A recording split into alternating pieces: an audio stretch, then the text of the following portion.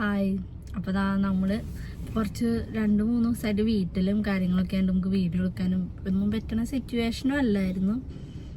എല്ലാവരും പറയണ പോലെ എന്തിനാ എപ്പോഴും വീട്ടിൽ പോകണേ വന്ന് പറയണ പോലെ തന്നെ പിന്നെയും വീട്ടിൽ പോകേണ്ടി വന്നു. വേറെ ഒന്നല്ല, എല്ലാവരും അറിഞ്ഞിട്ടുണ്ടാവുമെന്ന് ചോദിക്കണം. അച്ഛമ്മ മരിച്ചു. എന്നായിരുന്നു 22-ാം തീയതി അല്ലേ? 22-ാം തീയതി. ഞാനൊക്കെ സത്യം പറഞ്ഞു ഒട്ടും പ്രതീക്ഷിക്കാത്തൊരു സമയമായിരുന്നു. അച്ഛമ്മയ്ക്ക് വയ്യാണ്ട് കിടക്കുകയാണെങ്കിൽ പോലും കുറേ വർഷങ്ങളായിട്ട് അച്ഛമ്മ ഇങ്ങനെ തന്നെയാണ്. അച്ചാച്ചനാണ് പെട്ടെന്ന് വയ്യാണ്ടായതും പെട്ടെന്ന് മരിച്ചതൊക്കെ. അച്ഛമ്മ കുറേ വർഷങ്ങളായിട്ട് ഇങ്ങനെ മരുന്നുകളും കാര്യങ്ങളൊക്കെ ഇങ്ങനെ കഴിച്ചിട്ട് വയ്യാതെ കിടക്കുന്ന ആളായതുകൊണ്ട് നമ്മൾ ഒട്ടും പ്രതീക്ഷിച്ചിട്ടില്ല ഒരിക്കലും. എന്തോ ഞങ്ങൾ വർക്കിനുള്ള ദിവസമായിരുന്നു അല്ലേ, നമുക്ക് 22-ാം തീയതി ഏട്ടന് വർക്കുള്ള ദിവസമായിരുന്നു. അപ്പം ഞങ്ങൾ രാവിലെ എണീച്ചു. ഒരു 7 മണി നേരത്തെ അമ്മ വിളിച്ചപ്പോൾ എനിക്കൊരു ഡൗട്ട് തോന്നിയിട്ട്. വേറെ ഒന്നല്ല, അമ്മ ഇങ്ങനെ നേരത്തെ ഒന്നും വിളിക്കാറില്ല. നേരത്തെ അമ്മ ഇങ്ങനെ അത്രയും നേരത്തൊന്നും നമ്മൾ ഫോൺ വിളിക്കാറില്ല. അപ്പം അമ്മ വിളിച്ചപ്പോൾ അന്നും അതും ഞായറാഴ്ച ആയിരുന്നു. സ്കൂൾ ദിവസമൊക്കെ ആണെങ്കിൽ പിന്നെ അച്ഛനമ്മ നേരത്തെ എണിച്ചിട്ട് വിളിച്ചാന്ന് ചോദിക്കാം. ഞായറാഴ്ച കൊണ്ട് വിളിച്ചപ്പോൾ എന്നെ ഏട്ടനും ഒരു ഡൗട്ട് തോന്നി. ഇങ്ങനെ എന്തെങ്കിലും കാര്യം പറയാനാവുന്നു. അപ്പം എടുത്തപ്പോഴാണ് എന്നെ പറഞ്ഞത്. പിന്നെ ഏട്ടൻ്റെ കൂടെ ഞാനും വർക്കിന് പോകണമെന്ന് വെച്ചാൽ, പക്ഷെ അന്നേക്ക് വർക്കിന് പോകാൻ പറ്റിയില്ല. ഇങ്ങനെ സിറ്റുവേഷൻ ആയിട്ട് ഏട്ടൻ പോയി. പിന്നെ ഷെവിൻചാരനും പൊന്നിച്ച കൂടി വന്നിട്ടാണ് എന്നെ കൊണ്ടുപോയത് കേട്ടോ. എനിക്ക് പിന്നെ ഏട്ടനാണെങ്കിലും വർക്കിന് അന്ന് നമ്മൾ രാവിലെ ആയതുകൊണ്ട് വേറെ ആരെയും ഏൽപ്പിക്കാനോ ഒന്നിനും പറ്റാത്തൊരു സാഹചര്യം. അന്ന് എല്ലാവർക്കും നല്ല വർക്കുള്ള ദിവസവും കാര്യങ്ങളൊക്കെ ആയിരുന്നു. അപ്പം ഏട്ടന് പോയേ പറ്റൂ. അപ്പം ഞാൻ ഷെവിൻചാരനും പൊന്നിച്ചെന്നെ വന്ന് കൊണ്ടുപോയി. ഏട്ടനൊരു എത്ര മണി 5:30 ആകുമ്പോഴേക്കും അവിടേക്ക് എത്തിയിട്ട് മാക്സിമം പെട്ടെന്ന് ഏട്ടൻ എത്തി. അപ്പോൾ പിന്നെ പിറ്റേ ദിവസമായിരുന്നു അച്ഛമ്മനാണ് എടുക്കുന്നുണ്ടായത്. അത് തലേദിവസം മരിച്ചിട്ട് പിറ്റേ ദിവസമാണ് ഓടി എടുക്കുന്നുണ്ടായി. അതുകൊണ്ട് പിന്നെ ടൈം വൈകിട്ടുണ്ടായില്ല, കുഴപ്പമുണ്ടായില്ല. ഞാൻ പക്ഷേ ഇവിടെ നിന്ന് 12 മണി ആകുമ്പോഴേക്കും പോയിട്ട് അവിടെ നിന്ന് ചേച്ചിയും ചേട്ടനും വന്നിട്ട് പെട്ടെന്ന് തന്നെ കൊണ്ടുപോയി. ഞാൻ പിന്നെ ഇവിടെ ഒറ്റയ്ക്കല്ലായിരുന്നു. പെട്ടെന്ന് നമുക്കിങ്ങനെ കേൾക്കുമ്പോൾ പിന്നെ ഒറ്റയ്ക്ക് ഇരിക്കുമ്പോൾ ഒരു ഭയങ്കര ബുദ്ധിമുട്ടായിരുന്നു. അങ്ങനെ അച്ഛമ്മയും അച്ചാച്ചനും പക്ഷെ ഭയങ്കര സ്നേഹമായിരുന്നു അവർ. എന്താ വെച്ചാൽ അച്ചാച്ചൻ മരിച്ചിട്ട് 84-ാമത്തെ ദിവസമാണ് കേട്ടോ അച്ഛമ്മ മരിച്ചത്. ശരിക്കും 3 മാസം കൂടി ആയിട്ടില്ല.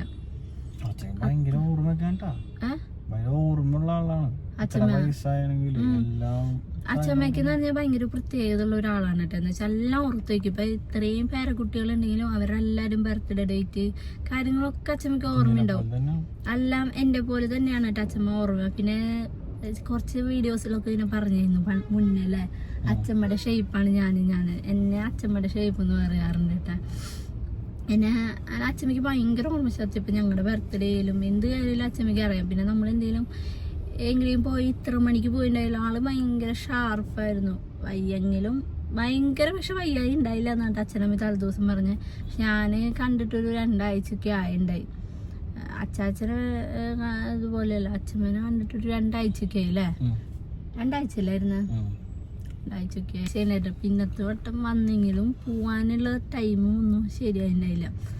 നമ്മൾ വരലും പോക്കൊക്കെ പെട്ടെന്നായിരുന്നു. നമ്മൾ പിന്നെ ഭയങ്കര ക്ഷീണമായതുകൊണ്ട് അങ്ങനെ പോയുമില്ല വശം. അങ്ങനെയായിരുന്നു. പിന്നെ അച്ഛമ്മയ്ക്ക് അച്ഛമ്മ പക്ഷെ അറിയാത്തൊരു വേദനിക്കാത്തൊരു മരണമായിരുന്നു. അതൊരു ഭാഗ്യം തന്നെയാണ്. എന്താ വെച്ചാൽ ഇപ്പോൾ 93 വയസ്സായി. അപ്പോഴും ബുദ്ധിമുട്ടുണ്ടായില്ല. അപ്പം അമ്മ പറഞ്ഞാൽ അച്ഛമ്മ കിടന്ന ഒരു കിടപ്പിൽ തന്നെ ഇങ്ങനെ മരിക്കായിരുന്നു എന്നാണ് പറഞ്ഞത്. കിടന്ന ഒരു കിടപ്പിൽ തന്നെ അനങ്ങിയിട്ടൊന്നും ഉണ്ടായില്ല എന്ന് തോന്നുന്നു. രാവിലെ എനിക്ക് പറഞ്ഞിരുന്നു ബെഡ്ഷീറ്റോ കാര്യങ്ങളൊന്നും അങ്ങനെ ചുളിങ്ങി കാര്യങ്ങളൊന്നും ഉണ്ടായിട്ടില്ല എന്ന്.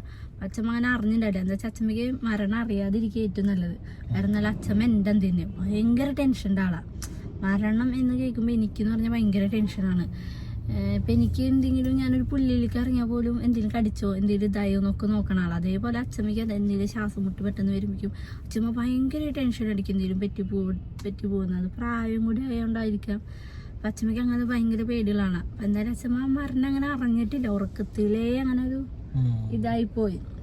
പിന്നെ ഏകദേശം അച്ഛമ്മയും അച്ഛൻ മരിച്ചത് ഏകദേശമൊക്കെ ഒരേ ഇതല്ലേ ടൈമും കാര്യങ്ങളും. അച്ഛമ്മ പിന്നെ ആ വീട്ടിലിരുന്നിട്ടുണ്ടെങ്കിൽ അച്ഛൻ ഹോസ്പിറ്റലിൽ കൊണ്ടുവന്നിരുന്നുണ്ട്. അച്ഛമ്മയ്ക്ക് വീട്ടിൽ തന്നെ. പക്ഷെ തലേദിവസം അച്ഛനമ്മയൊക്കെ ചോദിച്ചാണ് കേട്ടോ അച്ഛമ്മോട് ഹോസ്പിറ്റലിൽ പോകണ കാര്യം. പിന്നെ അച്ഛമ്മയ്ക്ക് അന്ന് അത്ര ആരോഗ്യ പ്രശ്നങ്ങളൊന്നും ഇല്ലാതാണ് അച്ഛമ്മനെ വേണ്ടാന്നും കാര്യങ്ങളൊക്കെ എന്നെ പറഞ്ഞ്. തലേദിവസം അച്ഛൻ്റെ കൂടെ ഇരുന്ന് ഒരു വീഡിയോ ഒക്കെ എടുത്തിട്ടുണ്ടായി. ഫുഡ് അച്ഛൻ്റെ കൂടെ കഞ്ഞി കുടിക്കുമ്പോൾ അച്ഛനിരുന്ന് വീഡിയോ ഒക്കെ എടുത്തിട്ടുണ്ടായി. അപ്പോൾ അത് കാണുമ്പോൾ ഭയങ്കര ഇതാട്ടോ. എന്താ വെച്ചാൽ ഇനിയൊരു അച്ഛന്മാരുടെ കൂടെ ഒരു വീഡിയോ കാര്യങ്ങളൊന്നും കിട്ടില്ലല്ലോ. അത് ഭയങ്കര ഇതാണ്. എന്താ വെച്ചാൽ രണ്ടാളും പെട്ടെന്നായി, ഇത്രയും വയസ്സ് വരെ അവർ ജീവിച്ചിട്ട് പെട്ടെന്ന് രണ്ടാളും ഇങ്ങനെ പോകുമെന്ന് വിചാരിക്കുന്നില്ല നമ്മൾ. പെട്ടെന്നായിപ്പോയി. പ്രായമുണ്ട് സത്യമാണ്, എന്നാലും ഭയങ്കര ഇതായി. ഇപ്പം പെലയും കാര്യങ്ങളൊക്കെ ആയതുകൊണ്ട് ഞാൻ അവിടെ നിൽക്കായിരുന്നു എനിക്ക് ഏറ്റവും സുഖം. പെലയായതുകൊണ്ട് വേറെ ഒന്നല്ല. ഫുഡും കറക്റ്റ് ടൈമിന് കഴിക്കലും കാര്യങ്ങളൊക്കെ. പെലയാകുമ്പോൾ നമ്മൾ കുളിക്കണം, കുറേ കാര്യങ്ങളുണ്ടല്ലോ, കുളിച്ചിട്ട് കഴിക്കാൻ പാടും ഉണ്ടാക്കാൻ പാടും, അങ്ങനത്തെ കുറേ കാര്യങ്ങളൊക്കെ ഉണ്ട്. അവിടെ നിൽക്കായിരുന്നു സുഖം. പക്ഷെ വർക്കുണ്ട്.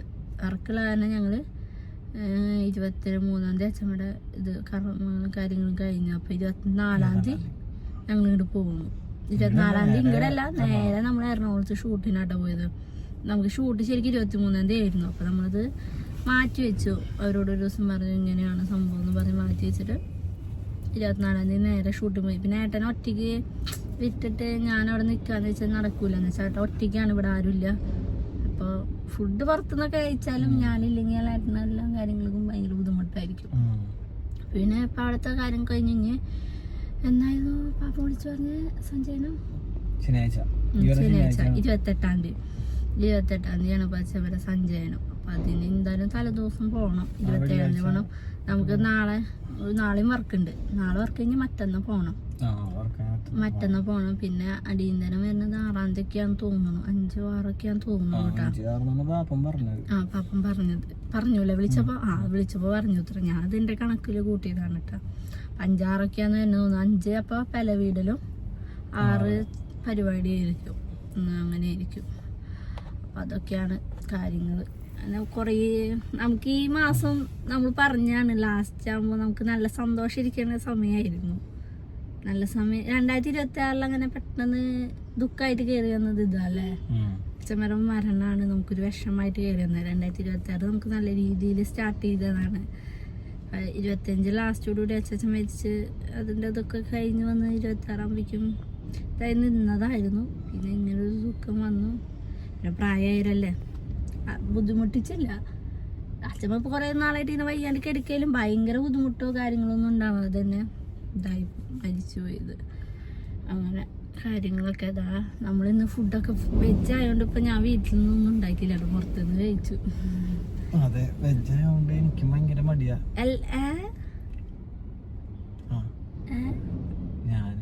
ഞാൻ മാത്രമേ വെജ് കഴിക്കണുള്ളൂ കേട്ടോ. ഏട്ടൻ നോൺ തന്നെ കഴിക്കണത്. പിന്നെ നമ്മൾ വർക്ക് ചെയ്യുന്ന ഏട്ടൻ കഴിക്കില്ല എന്ന് പറഞ്ഞു. ഇന്നലെ വർക്ക് കഴിഞ്ഞ് വരുമ്പോ ഏട്ടൻ വേണ്ട പറഞ്ഞു. പിന്നെ ഞാൻ പറഞ്ഞു വലിച്ചില്ല ഇന്നലെ. അതല്ല നമ്മള് കഴിച്ച് എനിക്കല്ല വിലയുള്ളത്. പിന്നെ ഏട്ടനെ അതിൽ നിന്നിട്ട് കാര്യമല്ല. ഏട്ടനെ ഒന്നാമത് പുറത്തുനിന്ന് അതിൽ എവിടുന്നായാലും വെജിനോട് വലിയ താല്പര്യമുള്ള ആളല്ല.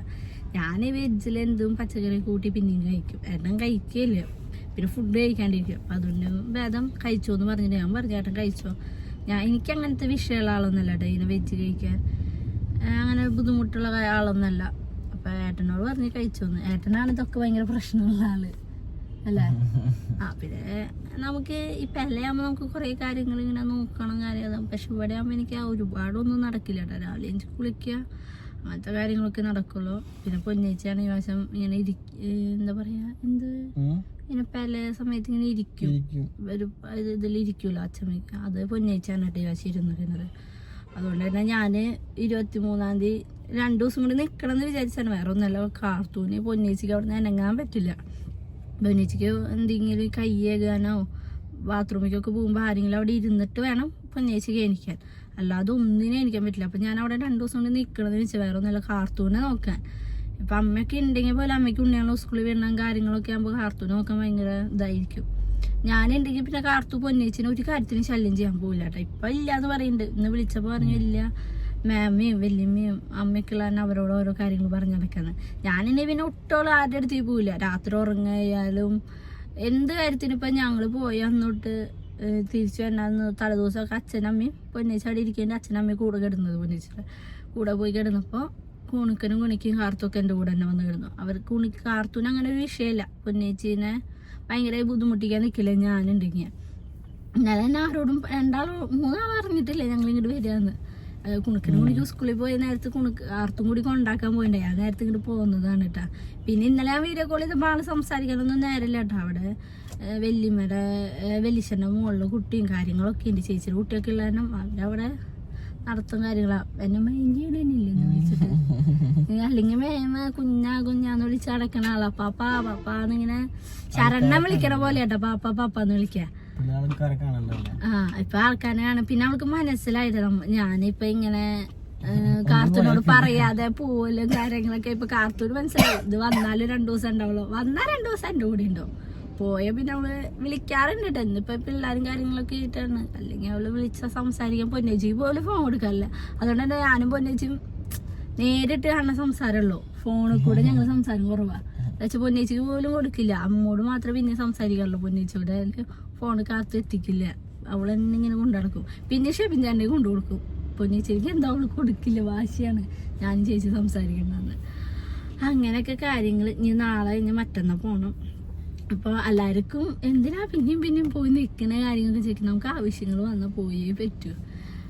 പിന്നെ കുറേ പേര് ചോദിച്ചിട്ടുണ്ടായിട്ട് എന്താ അച്ഛമ്മയ്ക്ക് പറ്റിയെന്നൊക്കെ ചോദിച്ചിട്ടുണ്ട്. പ്രായമായ എന്റെയാണ് രാവിലെ പിന്നെ പ്രായമായല്ലോ. 93 വയസ്സായി. അച്ചാച്ചന് 98 മരിക്കുമ്പോൾ. പിന്നെ എനിക്ക് തോന്നുന്നത് ഇപ്പം അച്ചാച്ചൻ മരിച്ചത് തന്നെ അവരുടെ ഉള്ളിൽ അവർക്ക് അതിൻ്റെതായ വിഷമങ്ങൾ ഉണ്ടാവും.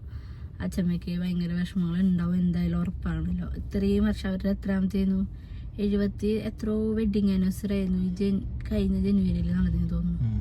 എത്രാമത്തെ വെഡിങ് അതിൻ്റെ കഴിഞ്ഞ ഈ കൊല്ലത്തിൻ്റെ മുന്നത്തെ കൊല്ലം കേക്കൊക്കെ മുറിച്ചിട്ടുണ്ടായിരുന്നു. അതിൻ്റെ മുന്നത്തെ കൊല്ലം തോന്നുന്നു കേക്കൊക്കെ മുറിച്ചിട്ടുണ്ടായി. ഞാൻ ഉണ്ടായ കൊല്ലം ഏതൊരു കൊല്ലം കേക്കൊക്കെ മുറിച്ചിട്ടുണ്ടായിട്ട് അവര്. അങ്ങനെ എത്രയും വർഷം ഒരുമിച്ച് ജീവിച്ചവരല്ല. അപ്പം അതിൻ്റെതായ വിഷമവും കാര്യങ്ങളൊക്കെ ഉണ്ടാവും. അങ്ങനെ ആണ് കാര്യങ്ങള്. എന്താന്ന് ഉണ്ടാകാതിരിക്കണേ അല്ല. പിന്നെ ഏട്ടനൊന്നും അങ്ങനെ അച്ഛനെ അധികം കണ്ടിട്ടില്ല. എനിക്ക് തോന്നണ ഒരു വിരലെണ്ണാവും അത്രേ കണ്ടിട്ടുള്ളൂ. 5 വട്ടമൊക്കെ കണ്ടിട്ടുണ്ടാവുള്ളൂ. നമ്മളിപ്പോ ഈ പോയി പോയപ്പോഴാണ്. പിന്നെ കല്യാണത്തിന് മുന്നേ 1 വട്ടം കണ്ടിട്ടുള്ളൂ അല്ലെ. കല്യാണത്തിന് മുന്നേ 1 വട്ടം എന്റെ ബർത്ത്ഡേക്ക് വന്നപ്പോ അച്ഛമ്മനെ പോയി കണ്ടു. 1 വട്ടം കണ്ടുള്ളൂ. പിന്നെ കല്യാണം കഴിഞ്ഞിട്ട് ഒരു 3-4 വട്ടം കണ്ടിട്ടുള്ളൂ. പക്ഷെ അച്ഛമ്മ കണ്ടിട്ട് ഏട്ടനോട് നന്നായി സംസാരിച്ചിട്ടുണ്ടല്ലേ. എന്താ വെച്ചാൽ അച്ഛമ്മ ഈ മരിക്കണ ആരേലും ആരുടെ കണ്ടാലും സംസാരിക്കും. ഓർമ്മയുണ്ടല്ലോ. ഓർമ്മ കുറവ് കാര്യങ്ങളൊന്നും ഇല്ലാത്തതുകൊണ്ട് തന്നെ നല്ല രീതിയിൽ സംസാരിക്കും നമ്മളോട്. വിശേഷം ചോദിക്കും, വർക്ക് ഉണ്ടോ ചോദിക്കും, എല്ലാം ചോദിക്കും. ഏട്ടൻ കണ്ടിട്ട് 2 ആഴ്ചയില്ല, കുറേ ആയി. അതിന് മുന്നത്തെ വട്ടം പോയപ്പോ ഏട്ടൻ വർക്കിന് പോയ സമയത്താണ് ഞാൻ അച്ഛമ്മനെ പോയി കണ്ടത് അല്ലേ. കുണിക്കന്റെ എന്തിനാ നമ്മള് പോയിണ്ട്. അതിന് മുന്നേ നമ്മൾ ഈ കുണിക്കന്റെ ബർത്ത്ഡേ കുറച്ച് മുന്നേ ആയിട്ട് പോയിണ്ടായി. അപ്പോ ഞാനും അമ്പലത്തിൽ പോയ സമയത്താണ് അച്ഛമ്മനെ പോയി കണ്ടത്. ഏട്ടൻ അന്ന് കണ്ടിട്ടില്ല. അന്ന് ഏട്ടൻ വർക്കിന് പോയിക്കായിരുന്നു. അങ്ങനെ ഏട്ടൻ കണ്ടിട്ട് കുറേ. അങ്ങനെയൊക്കെയാണ് കാര്യങ്ങള്. ഇനി നമ്മളെ ലൈഫ് ട്രാക്കിലേക്ക് അവിടേക്ക് പോയിട്ട് പിന്നെ വന്നതിന് ശേഷം തിരിച്ചെത്തിയിട്ടില്ല. അത് എത്തിയിട്ട് വേണം പിന്നെ നമ്മൾ സാധാരണ നോർമലായി വീഡിയോസും കാര്യങ്ങളൊക്കെ ഇനി വരാൻ. നമ്മളന്ന് നല്ല തലേദിവസം നമുക്ക് പിന്നെ ഒരു ഇതില്ലല്ലോ, ഒന്നും അറിയില്ലല്ലോ. തലേദിവസം നമ്മളെവിടെയായിരുന്നു, ഇവിടെയൊക്കെ പുറത്തൊക്കെ പോയി കറങ്ങി. പക്ഷെ ഞാൻ രാത്രി പറഞ്ഞു ഏട്ടാ എനിക്ക് എന്തൊരു മനസ്സിന് അവിടെ കോട്ടപ്പുറത്തിരിക്കുമ്പോ മനസ്സിന് എന്തൊരു വിഷമം എന്തോ ഉള്ളിൽ ഇങ്ങനെ ഉണ്ട്. ചിലപ്പോ നമുക്ക് തോന്നണതായിരിക്കാം ഉണ്ടാവുമ്പോ എന്നൊക്കെ ഞാൻ പറഞ്ഞു ഏട്ടനോട്. വേറെ കുഴപ്പങ്ങളൊന്നും ഉണ്ടാവില്ല. നമ്മൾ നല്ല എന്നാ വീട്ടിൽ പോവാൻ വിചാരിച്ചില്ല. ഇപ്പോഴൊന്നും പോവാൻ വിചാരിച്ചു. നമ്മള് വിചാരിച്ച് വർക്കൊക്കെ കഴിഞ്ഞ് റിലാക്സ് ആയിട്ട് ട്രിപ്പ് പോയാലോ എന്നൊക്കെ വിചാരിച്ചിട്ടായിരുന്നു. പിന്നെ നമുക്ക് 27-ാം തീയതി നമ്മുടെ അവിടുത്തെ പൂരായിരുന്നു. അപ്പൊ പൂരത്തിന് പോവാന്ന് വിചാരിച്ചിട്ടുണ്ടായി. വീട്ടിലേക്ക് പൂരത്തിനായിട്ട് പോവാം, കാര്യങ്ങളൊക്കെ ചെയ്യാന്ന് വിചാരിച്ചിട്ടുണ്ടായിരുന്നു. അല്ലാണ്ട് ഇത്രയും പെട്ടെന്ന് വന്നിട്ട് നമ്മളൊരു 5-6 ദിവസമായിട്ടുണ്ടായിരുന്നുള്ളൂ. ആകെ ഒരു ബുദ്ധിമുട്ടായിരുന്നു ഡ്രസ്സ് വയ്ക്കാനും കാര്യങ്ങൾക്ക്. എന്താ വെച്ചാൽ അന്ന് ആ സാധനങ്ങളൊക്കെ ശരിയാക്കി വരുമ്പിക്കും പിന്നെയും പോണ്ടി വന്നത്. പിന്നെ നമ്മൾ ഈ വശം ആകെ 1 ദിവസം നിന്നുള്ളൂ, 2 ദിവസം നിന്നുള്ളൂ. ഇനി മറ്റന്നാ പോയാലും പിറ്റേ ദിവസം സഞ്ചയനത്തിന്റെ പരിപാടി കഴിഞ്ഞാൽ അന്ന് തന്നെ വരേണ്ടി വരും. നമുക്കിവിടെ കുറച്ച് കാര്യം കൂടി ഇങ്ങോട്ട് ഉണ്ട്. പിന്നെ നമ്മുടെ വേറൊരു കാര്യം കൂടി ഉണ്ട്, അതിൻ്റെ കാര്യങ്ങളും കൂടി നടക്കുന്നുണ്ട്. അത് നമ്മൾ മുന്നേ ചെയ്തു വെച്ച കാര്യങ്ങളാണ്. പിന്നെ അത് മാറ്റാൻ പറ്റാത്തൊരു കാര്യം അങ്ങനെ നടക്കുന്നുണ്ട്. അത് ഇനി എപ്പോഴേക്കാവും നമുക്ക് അറിയില്ല. എന്തായാലും ഈ മാസം ലാസ്റ്റിക്ക് ഉണ്ടാവില്ല, അത് അടുത്ത മാസം ഫെസ്റ്റിലേക്കൊക്കെ ആയിട്ടുണ്ടാവുള്ളൂ. പിന്നെ അച്ഛനമ്മയ്ക്ക് വരാറായില്ലോ. അപ്പം അങ്ങനത്തെ കാര്യങ്ങളും ഒക്കെ ആയിട്ട് നടക്കണം. ഇനി നാളെ വർക്കുണ്ട്. ഇരുട്ടായി. ഇപ്പം എത്ര മണിയെന്നറിയോ? 6:30. ഇന്ന് അതൊക്കെ ഒരു ഉഷാറില്ലാത്തൊരു ദിവസമായിരുന്നു. മരുന്നൊക്കെ കഴിച്ചിട്ട് ഇന്നലെ ഞങ്ങൾ രണ്ടാളും തലവേദന മരുന്നൊക്കെ കഴിച്ചിട്ട് ഭയങ്കര ക്ഷീണമായിരുന്നു. എന്താ വെച്ചാൽ ഇന്നലെ മര്യാദ ഫുഡും ഒന്നും കഴിച്ചിട്ടുണ്ടായില്ല. നമ്മള് ഷൂട്ടിന് പോയിട്ട് കുറച്ച് ദിവസങ്ങളായിട്ട് ഇങ്ങനെ ഓട്ടപ്പാച്ചിലും ഉറക്കം ശരിയാവാണ്ടും കാര്യങ്ങളൊക്കെ ആയിട്ട് ഭയങ്കര തലവേദനയ്ക്കുന്നു. ഇന്നാണ് ഞങ്ങൾ ശരിക്കും മര്യാദയ്ക്കൊന്ന് കിടന്ന് ഉറങ്ങിപ്പോയത്. അത് മരുന്ന് കഴിച്ചതിന്റെ ഒരു ക്ഷീണത്തിലാണ് കേട്ടോ അത്രയും നേരം ഉറങ്ങിപ്പോയത്. പിന്നത്തെ വീഡിയോ ഇത്രയേ ഉള്ളൂ അല്ലേ. അടുത്ത വീഡിയോ ആയിട്ട് വരാം. ബൈ.